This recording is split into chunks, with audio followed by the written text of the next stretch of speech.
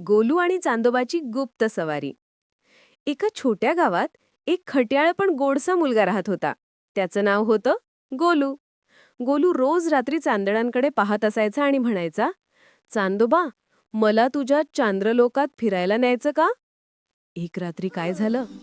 चांदणं अचानक जास्त चमकू लागलं आणि गोलूच्या खिडकीतून एक चांदीचा प्रकाशाचा रस्ता तयार झाला. चांदोबा म्हणाले, गोलू, आज माझ्यासोबत गुप्त सवाई करशील का? गोलू आनंदाने उड्या मारू लागला. हो हो, चला चांदोबा. चांद्रलोकात पोहोचल्यावर गोलूला तिथे मऊ मुलायम पांगऱ्या ढगांची खेळणी दिसली.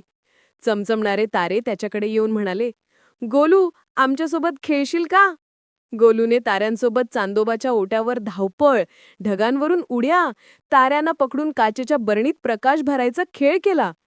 गोलू एवढा हसत होता की ताऱ्यांचा प्रकाश अधिकच वाढत होता. चांदोबाची अडचण. चांदोबा म्हणाले, गोलू, माझ्या आकाशात एक काळा ढग अडकला आहे, त्यामुळे मी नीट चमकू शकत नाही. तू मदत करशील का? गोलू म्हणाला, हो. तो धाडसाने ढगाकडे गेला. ढग रडत होता. मी एकटा आहे म्हणून मी काळा पडलो, ढग म्हणाला. गोलूने त्याला मिठी मारली. चल माझ्यासोबत खेळायला ये. ढग खुश झाला आणि लगेच पांढरा चमकदार ढग बनला. परिणाम. चांदोबा पुन्हा उजळून निघाले. ताऱ्यांनी गोलूभोवती नाच करून आकाश उजळून टाकलं. चांदोबा म्हणाले, गोलू, तू खूप धाडसी आणि दयाळू आहेस.